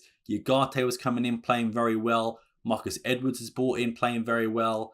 Pablo Sarabia might stay, might be brought in from Sporting, who knows. So there's been some solid foundations there to build, and hopefully in the next season, Ruben Amorim wanted to build it even further and challenge again for a title, but also do even better in the Champions League.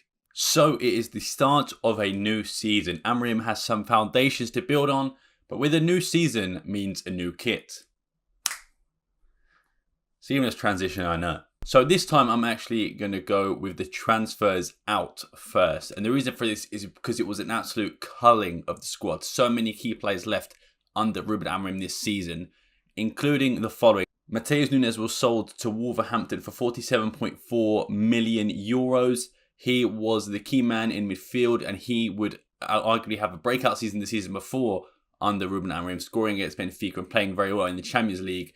Pep Guardiola saying he's one of the best midfielders in the world at that point in the game of the 5-0 loss to Man City. Another one, his defensive midfield partner, JoãoPereira, was sold to Fulham for 24.9 million euros. It was actually supposed to be him and Matheus Nunes going to Wolves together as part of some sort of package deal, but it turns out they couldn't agree a fee with Sporting and with JoãoPereira, so he went to Fulham instead. And in January, Pedro Porro was loaned to Spurs with a loan option, with a loan fee of 5 million, with an obligation to buy 40 million. Of course, Sporting only saw the 5 million euro fee as part of the loan. So yeah, 3 massive players, arguably our 2 best midfielders and our best right back, were all sold this season. Other sales as well: Gonzalo Plata sold for 10 million euros, Bruno Tabata, Valentin Rossier, Sporar were all sold. Pedro Mendes was sold for a fee as well. Other key players of seasons past, Vidal was actually let go on a free transfer. He had a lot of injury problems, so he was let go. Slimani, of course, as we talked about before, was sold as well on a free transfer. You got guys going out on loan. Ruben Vinagre, a 10 million euro signing, of course, from last year, was loaned out to, I believe this season, was Everton. Eduardo Quaresma was loaned out to Hoffenheim. Gonzalo Esteves to Estoril, and then a few others in there as well. And the big one being Pablo Sarabia, ending his loan. He was not returning back to Sporting. He would actually sign, of course, for Wolverhampton Wanderers, because, you know, they all sign players from Portuguese league and players who do well in the Portuguese league. So he actually moved to Wolverhampton. Sporting generated a total of 101 million euros from player sales, which was a record at the time. And to be fair, the money we got from Matheus Nunes and Pedro Porro is fair. I still think we probably should have got a bit more for JoãoPereira, but at the end of the day, it is what it is. And the replacements. So we take a look at the signings. In 45.7 million euros spent, Jeremiah St. Just came in for 10 million euros. He had shoulder surgery, so missed the last season in the Bundesliga. Didn't actually play that many games and arrived injured as well, so didn't start the season with Sporting. Ousmane Diomande was brought in January and became a solid centre-back, straight off the bat. He was very good in a Mafra's game against Benfica, which actually led Amorim and the scouts to finding out about Diomande and striking a deal with Midtjylland, which he was actually on loan from, so he joined Sporting as well. Trincao came in from Barcelona with a loan with an obligation to buy, the obligation being if Sporting did not get relegated, they would owe Barcelona 10 million euros, and of course, Sporting did not get relegated. Other signings, of course, we mentioned Ruben Vinagre was made official for 10 million euros. We have got the replacement for Matheus Nunes, Sotiris Alexandrodopoulos. So the story with Matheus Nunes, he was actually sold the day before a massive game against FC Porto. So he did actually get to play in that game. And as well as Morita being a good player who was also brought in, he wasn't a ball carrier like Matheus Nunes. He didn't have the speed and the attributes of someone like Matheus Nunes. So it was all panic buys, and that's why Sotiris was brought in for 4 million from, I believe, Panathinaikos. Hidemasa Morita was brought in from Santa Clara and is a fantastic midfielder for 3.45 million euros. Other signings came in within the league. Artur Gomez from Estoril for 2.9 million euros. Roshinha came in for Vitória Guimarães for 2 million euros. Vital came from Ghana for 1.2 million euros. And in January, Hector Bellerin joined the club as well as the Pedro Porro replacement. Franco Israel was brought in as a backup goalkeeper from Juventus, and a free signing of Tan Longo, as well as promoted youngsters like Jose Marsa and Schmidti. So let me show you what the team is or was. Goal, you've got Adan, you've got Inacio, you've got Mateus Reis at centre-back. With Vidal leaving, he would become sort of the main centre-back, swapping in and out with Luis Neto. Sebastian Coates, still the captain. Nuno Santos moved back to left-back. Pedro Porro at right-back. Morita, Ugarte, Edwards, Pedro Gonçalves, and Paulinho. So that was what it was at the start of the season. However, come January, the lineup would look a little different. It would be Adan, Inacio, Diomande, Coates, Nuno Santos, Ugarte, Morita, Hector Bellerin or Ricardo Esgaio, but mostly Hector Bellerin for the second half of the season, Marcus Edwards, Paulinho, and Pedro Gonçalves. Trincao would swap with Edwards most of the season, but would also play alongside him when Pedro Gonçalves was moved to the middle if Morita was injured or suspended. Same with Ugarte. Pedro Gonçalves actually moved back to a centre mid role because of Sotiris Alexandrodopoulos not actually adapting to Portugal or to the squad itself. There's one man I've not really talked about this entire video yet, but he was actually so important to, one, the title-winning season, and also last season. That is Daniel Bragança. And with Matheus Nunes leaving, it looked like this could be the season for Dani Bragança to finally lock down a starting spot and finally start to be one of the best players in the midfield terms anyway in the league. But unfortunately, in pre-season, he actually tore his ACL, meaning he's going to miss the entire season. And you do wonder, if Bragança does not miss this entire season, do Sporting do a little bit better in the competition's front and just in all fronts? Because like I mentioned, Mauricio Ugarte had to play pretty much every game. Sotiris wasn't ready to be a central midfielder in the system, nor was Tanlongo, who was brought in on a free. Mateus Fernandes was also trialled there as well, promoted youngster from the B team, but wasn't ready at that point. So it's Pedro Gonçalves moving into sort of a backup midfield role in this instance anyway. And the league did not get off to a great start. Despite being 2-1 up, Sporting would actually draw 3-3 Sporting Braga, with Abel Ruiz scoring in the 88th minute to steal a point for Braga. The next game, however, was a good win against Real with 3-0 victory. Goals from Pedro Gonçalves and Mateus Nunes made that victory sealed. But then, as aforementioned, Mateus Nunes was sold right before the game against Porto, and Porto absolutely dominated us. It was not made easier by a red card from Pedro Porro for handballing the ball off the line when it was pretty much an open goal, so he was sent off as well. But after a poor start to the season, Sporting were up against newly promoted team Chaves at home. So this really should be an easy victory. Sporting actually lost 2-0 and were dominated by Chaves, and it was a sign to come for the rest of the season. Before we get back into the league though, let me talk about the Champions League, because Sporting again had a pretty favourable group in my opinion. We were drawn with Tottenham Hotspur, Eintracht Frankfurt, who were the current holders of the Europa League, and Marseille, who were a very good team in France. So still not an easy group, don't get me wrong, but still a group that Sporting fans wanted to and thought they could progress out of. And the Champions League started very well indeed for Sporting. Away in Frankfurt, they beat the reigning holders of the Europa League 3-0, with goals from Marcus Edwards, Nuno Santos and Francisco Trincao. Things were even better next game at home, as they faced an unbeaten Antonio Conte Spurs side. And thanks to a goal from Paulinho and a second sort of, not consolation goal because the game was already won, but a second goal from Artur Gomez on a great skill run, sealed the win for Sporting, meaning we were at 6 points in our first 2 games in the Champions League. But this is unfortunately where the Champions League campaign falls apart. Dan, who was, a starter for 3 years at this point for Sporting, Mr. Reliable, didn't really make a lot of mistakes. He was horrendous in the game against Marseille. Not only did he have, quote, the worst goalkeeper performance ever, he also got sent off in that game as well, meaning Franco Israel had to make his makeshift debut as a replacement, and Sporting would actually lose to Marseille 4-1. But Sporting's luck did not improve. Ricardo Esgaio was actually sent off within 20 minutes of 2 yellow cards, and Marseille were going to win that game 2-0 as well, thanks to a Guendouzi penalty and Alexis Sanchez goal. However, Sporting was still in good room to qualify. We still had 6 points.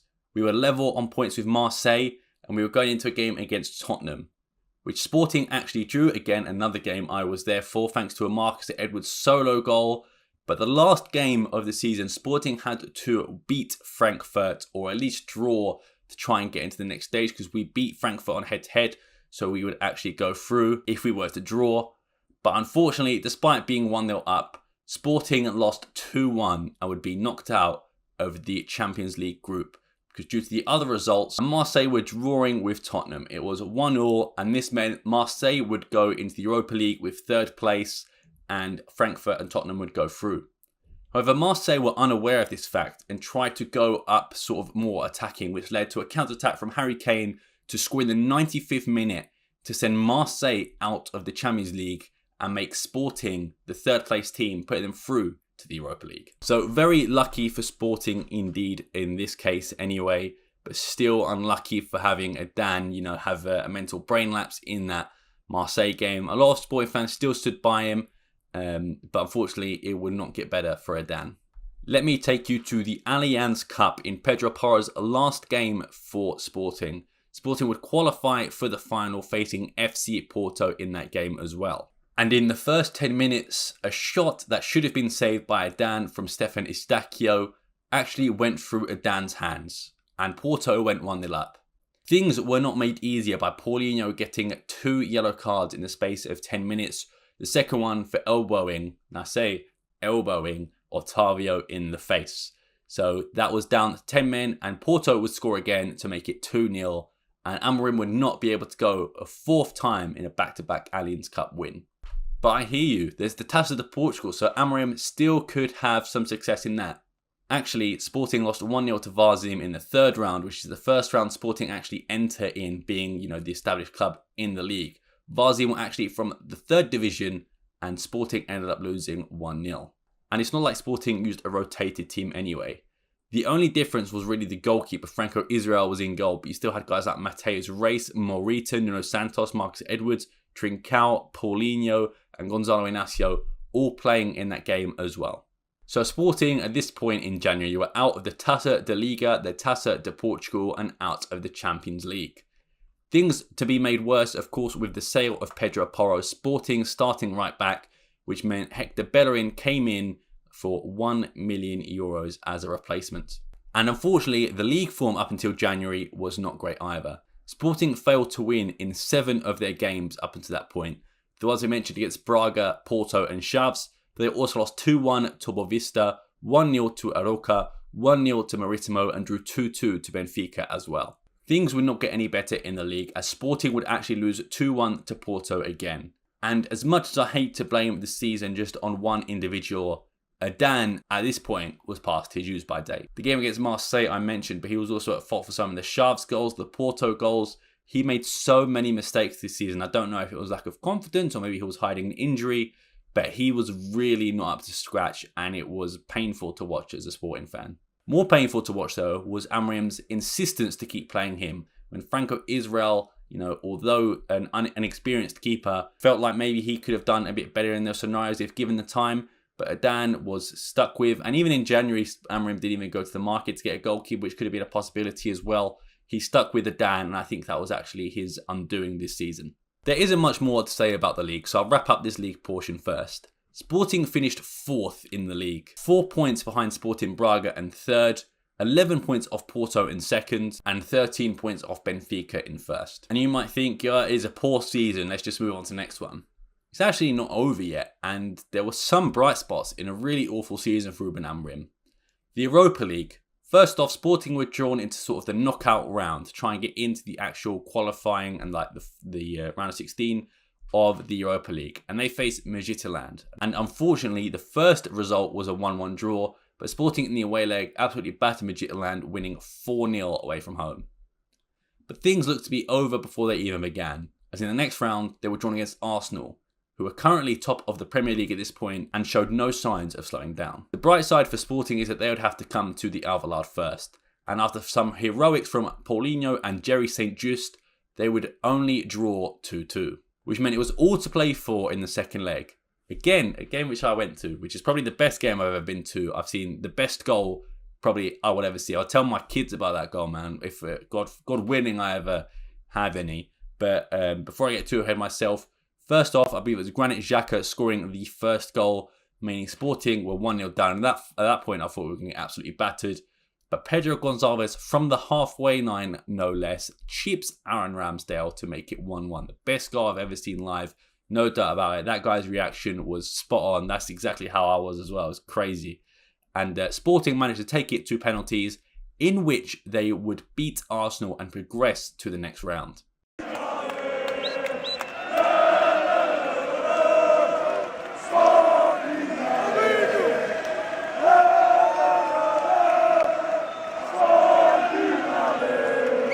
Things would not get any easier for Sporting as they actually came up against Juventus and losing in the first leg in Turin 1-0. But unfortunately in the second leg they would score, but they would end up drawing 1-1, which meaning Juventus goes through on aggregate. So what really went wrong this season for Sporting? Let me try and explain what I think anyway.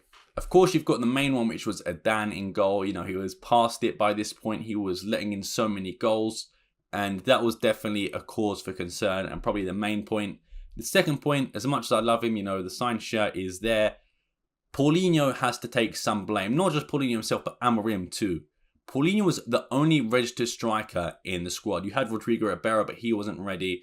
And instead of, going in the market to buy a striker, I guess Amorim was maybe scarred from Islam Slimani. So he decided to stick with Paulinho and actually promote Yusuf Chermiti from the B team. As much as Chermiti was actually good in terms of hold-up play and things like that, Chermiti wasn't up to Sporting standard. He did score a few goals, but, and at 18 years of age, fair enough, he actually did pretty well. But at that point, when Sporting were trying to compete on all fronts, we really did need a second striker, someone that we could actually give Paulinho some competition, because Paulinho wasn't playing well, like I mentioned, in that season. Paulinho would only score 5 goals in the league in 22 appearances. As a main striker and as sort of the number one striker, you could see what this would be cause for concern. I will say, however, Paulinho was a big game player this season, scoring against Arsenal, as I mentioned before. He also scored against Porto as well. So it wasn't all doom and gloom, I guess, in that aspect. But in terms of his goals to game ratio in all competitions, 38 appearances, 15 goals, and 8 of them goals coming in the Allianz Cup against lower league opposition as well. To be fair, he did score against Braga in that same competition as well. But in terms of just overall league and performance progression, Paulinho just was not cutting it. And Amorim's insistence to, one, keep starting Paulinho and also not going into the market for either a goalkeeper or a striker was a big issue as well. And lastly, Matheus Nunes' sale. So this might not be one you think of maybe straight away because, Morita's there, Ugarte's there.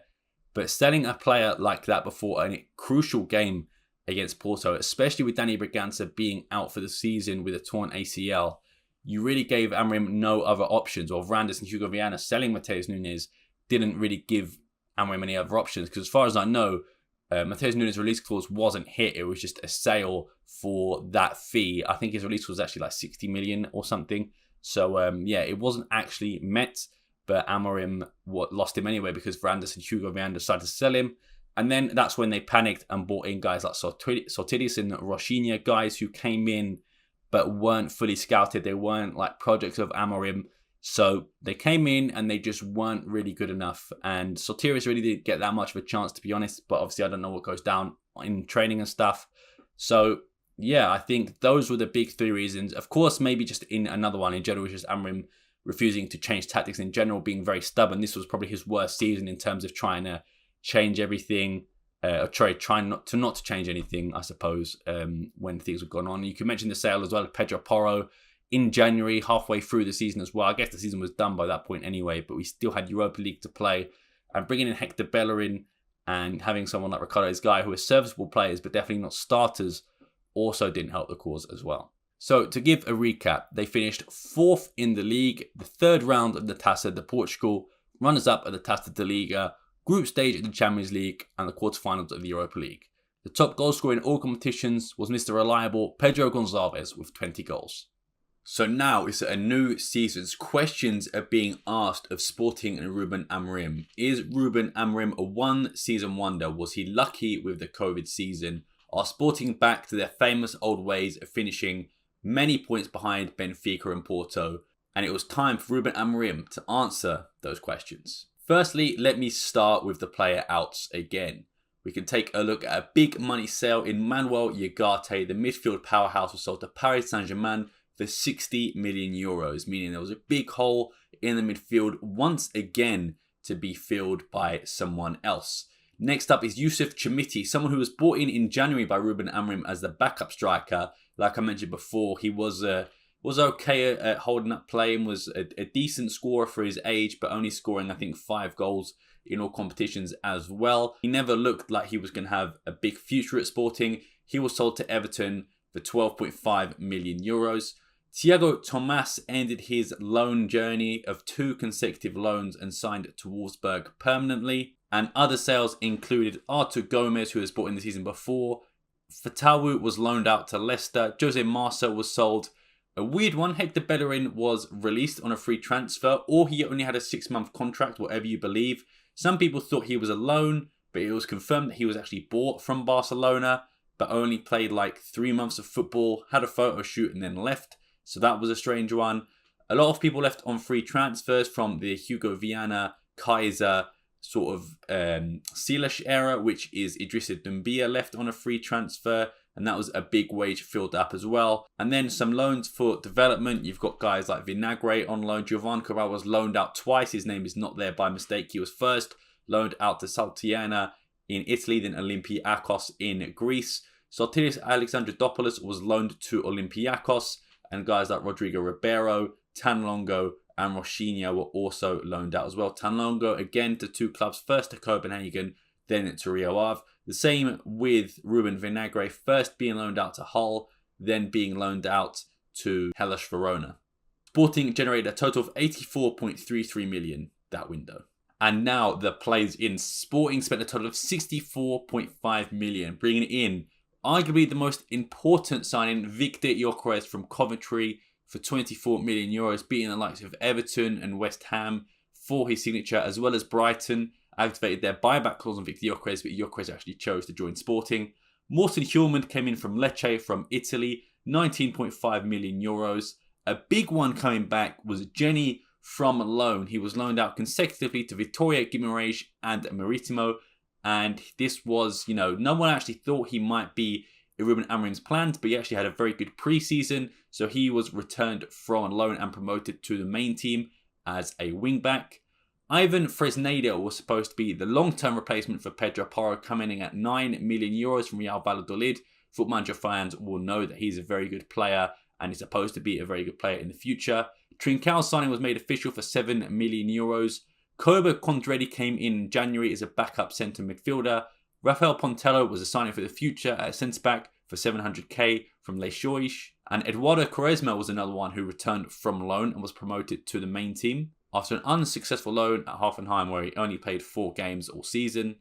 Diogo Pinto, Francisco Silva, Miguel Menino, Rafael Nel, Afonso Moreira and Thiago Mamadei Ferreira were all promoted from the B team to the main team as well. So already Ruben Amorim is righting wrongs from last season, getting in Victor Gyökeres, a striker that can compete with Paulinho. Morten Hjulmand is someone who can fill a void not just of Manuel Ugarte but also of Mateus Nunes with his ball progression, his leadership as well. So he's already learned from his mistakes last season.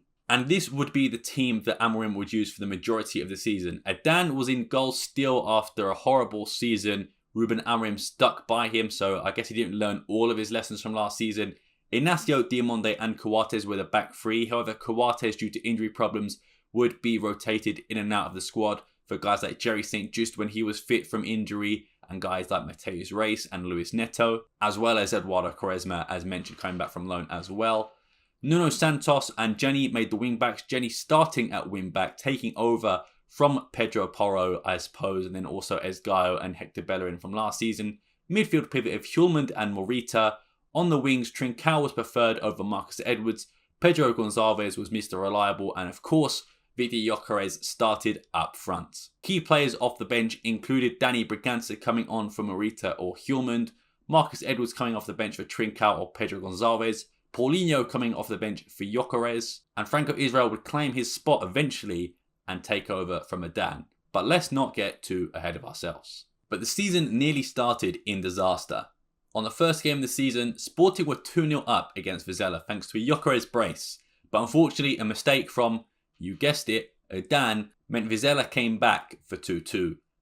But luckily for Sporting, there was a hero. In the 98th minute, Paulinho came in off the bench and scored the winner, meaning Sporting won 3-2. And the next 2 consecutive games, Sporting would beat Casapia and then beat Famalicão 1-0. And would you believe it? Once not a prolific goal scorer, but actually this season, Paulinho in his first 4 games had scored 5 goals. All of them being winners. Of course, I mentioned Vizela earlier, but he scored the winner against Casapia and also the winner against Famalicão.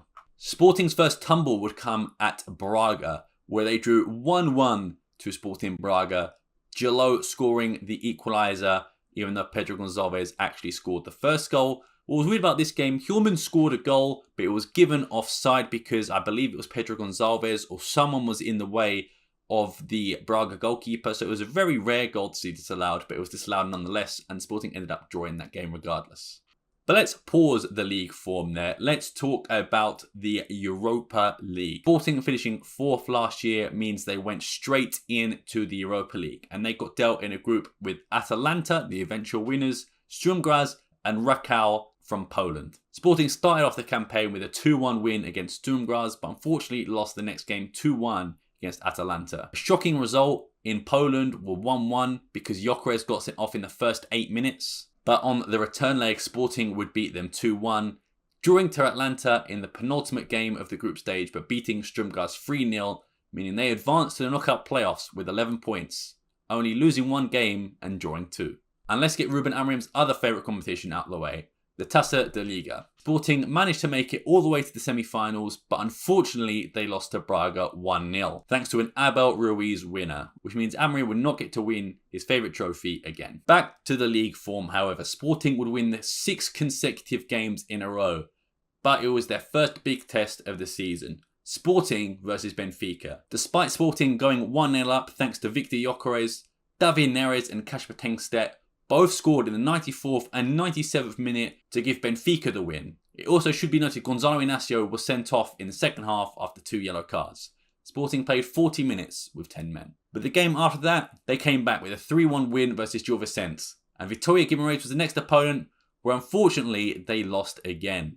Despite being 1-0 up thanks to Gonzalo Inacio, they would lose 3-2, with Dani Silva scoring the winner for Vitória Guimarães. This did not bode well for Sporting's next game, which was against FC Porto. Something that didn't bode well in this game either was injuries to Saint Just and Sebastian Coates, meaning the only 2 options at centre-back were Gonzalo Inacio and Diamonde. So Eduardo Quaresma came in for his first start. What was so surprising about Eduardo Quaresma starting? If we go back to the 8th of October in the game versus Aroca, he actually came on and was subbed off in the same game.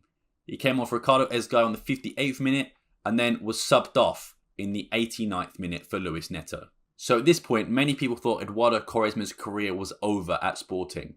But he dropped a lifetime heroic performance, keeping Galeno, Evan Nilsson and Taremi quiet, not conceding a single goal and actually getting an assist on the goal, which was unfortunately ruled out for something I don't even know really why. The ref saw someone fall to the floor, blew a foul, whatever. But Quaresma was so good in that game. He was arguably the best centre-back on the pitch at that time. And it shows Amorim's faith in his man management that he was able to get that type of performance out of Quaresma after, that sort of brutal subbing on and subbing off. It's probably the worst thing you can have as a player, to be subbed on and then be subbed off straight away. So, yeah, Eduardo Quaresma with a fantastic performance against Porto. And then after that, he started many other games in the league as well. In fact, in all competitions last season, he made 30 appearances.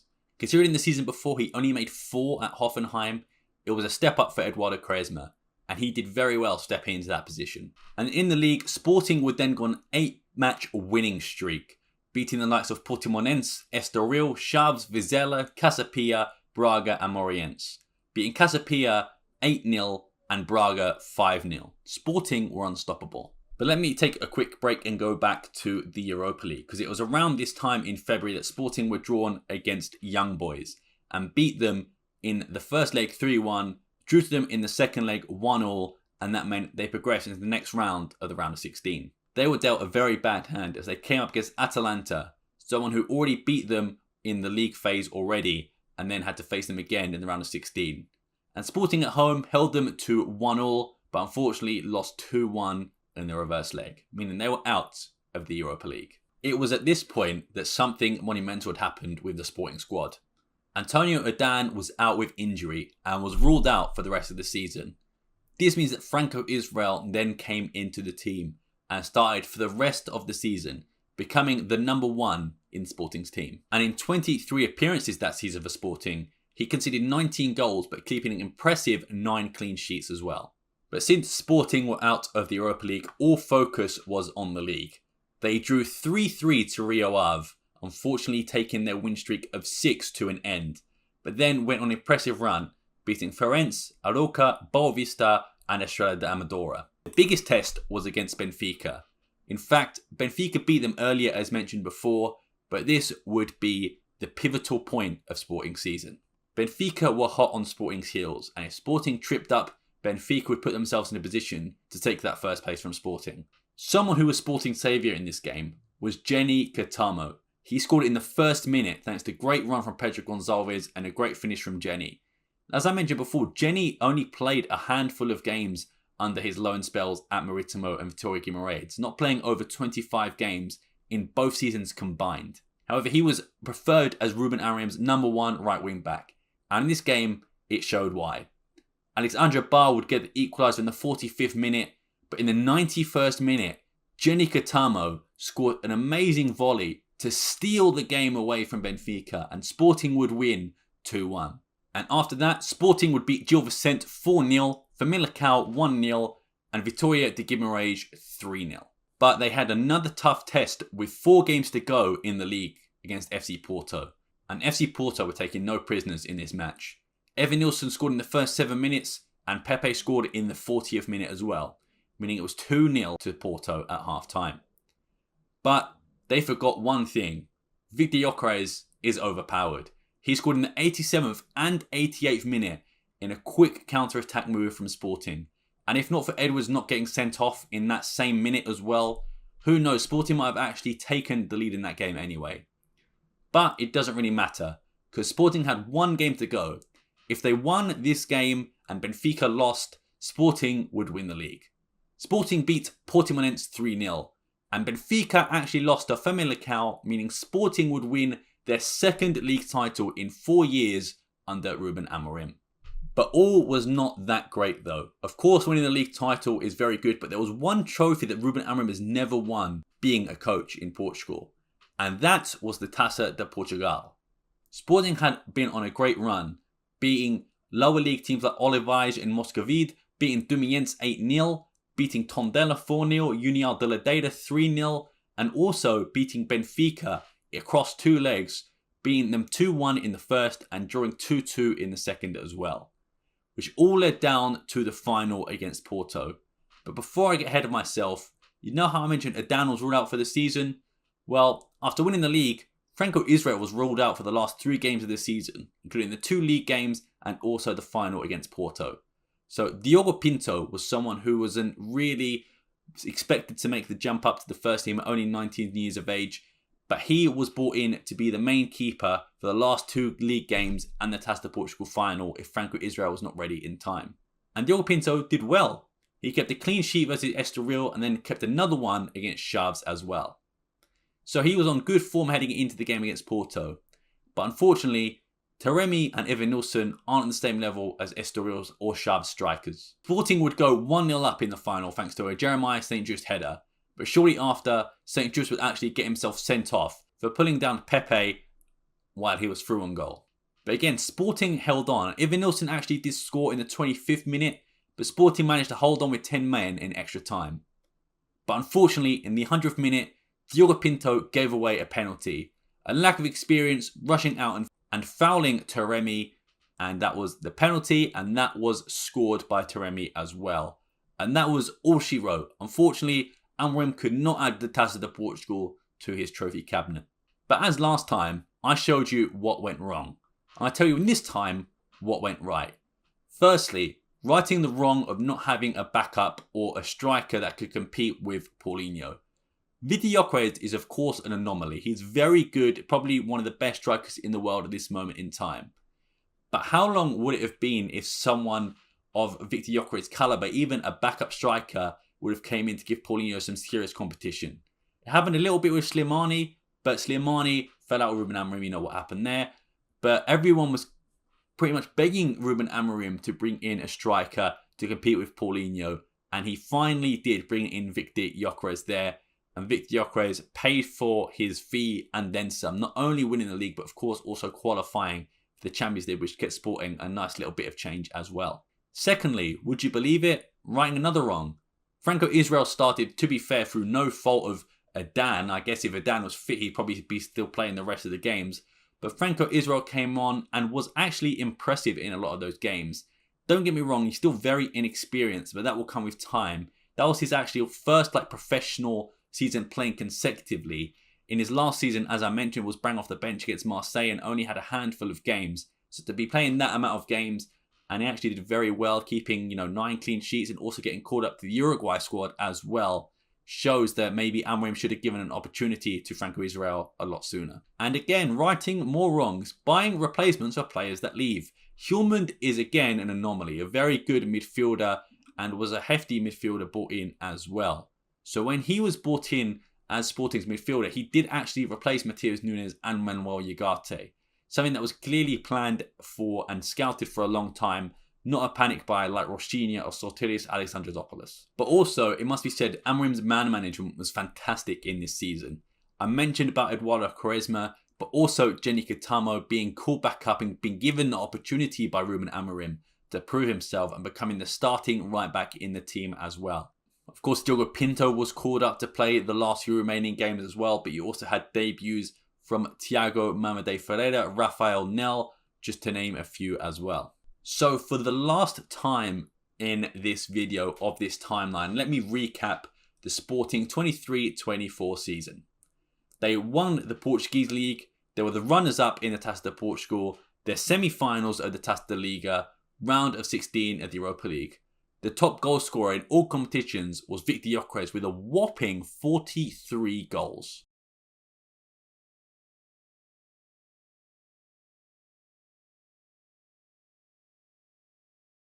So overall, Ruben Amorim's timeline at Sporting, he won 2 league titles in 2020-2021 and 2023-2024.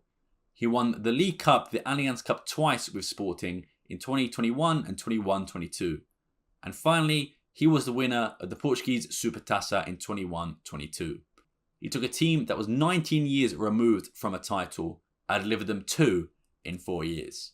And for that, Ruben Amorim, I thank you. But yes, that is the end of this video. Please let me know what you thought of the entire timeline. Do you want to see more videos like this of different managers, maybe different players, maybe different teams? Please let me know what you thought. What do you think about Ruben Amorim's tenure in general? What do you think about that season that didn't go so well? Is that what worries you? Or maybe if you're a Man United fan watching that, if you're a Sporting fan watching this, what did you think of that season? Was I fair in all my criticisms? Did I miss any out? Please let me know. I've been Sam Fonseca. Thank you very much for watching. I'll see you next time, and peace.